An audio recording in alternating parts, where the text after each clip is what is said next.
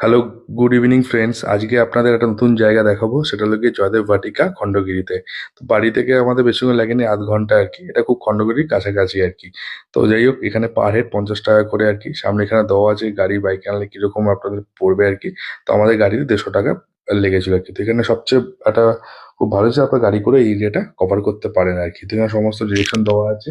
প্রথমে আমরা এখানে পৌঁছে গেছিলাম আর কি একটা মানে ফাউন্টেন এখানে আর কি।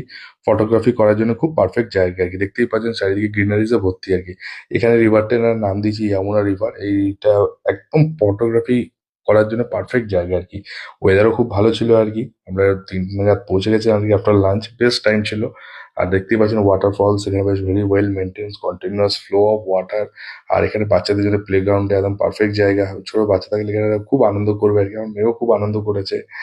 আর যে খুব খোলামেলা জায়গা আর কি। মানে একটা মানে আপনার পিস অফ মাইন্ড এখানে কিন্তু আপনারা কিন্তু পাবেন আর কি। যাই হোক, ওপরে উঠলাম। উপরে উঠে পুরো গ্রিনিজ মনে হচ্ছিল সাফারিতে এসছি আর কি।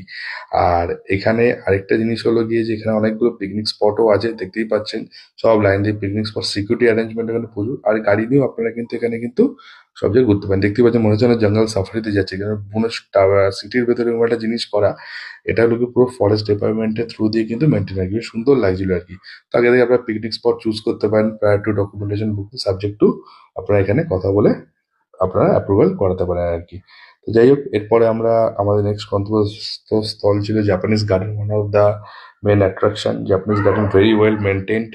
আর আপনারা দেখতেই পাচ্ছেন যে এখানে ফ্লাওয়ার্স সবকিছু কি সুন্দরভাবে মানে নিট অ্যান্ড ক্লিন ভাবে কিন্তু এনারা কিন্তু প্রেজেন্টেশন রেখেছেন আর কি। আর বেশ ভালোই ছিল। ফটোগ্রাফি আমি বলি, এখানে অনেক জায়গায় প্রি ওয়েডিং শুটও চলছিল অনেক রকম ভাবে। ফটোগ্রাফি, ব্লগিং করার জন্য খুব ভালো জায়গা আর কি। তো এনিওয়ে, নেক্সট আমরা দেখাবো ক্যাকটাস গার্ডেনটা। ক্যাকটাস গার্ডেনও was very well maintained.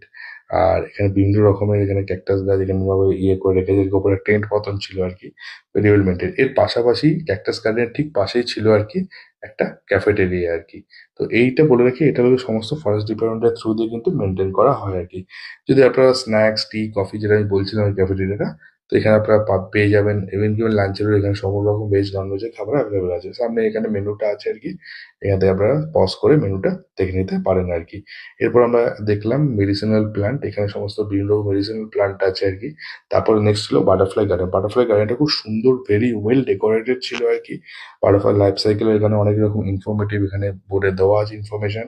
Very well maintain. আমি ওপর থেকেও একটা ভিডিও করেছি আর কি, দেখলে একদম পুরো বাটারফ্লাই স্ট্রাকচার লাগবে আর কি। তো যাই হোক, আপনারা এখানে অবশ্যই আসবেন ফ্যামিলি নিয়ে। যখন ভুবনেশ্বরে আসবেন একবার দেখুন, বই খুব ভালো লাগবে আর কি। কেমন লাগবে ভিডিওটি অবশ্যই কমেন্ট সেকশনে জানাবেন। দেখা হচ্ছে পরের ভিডিওতে। টাটা।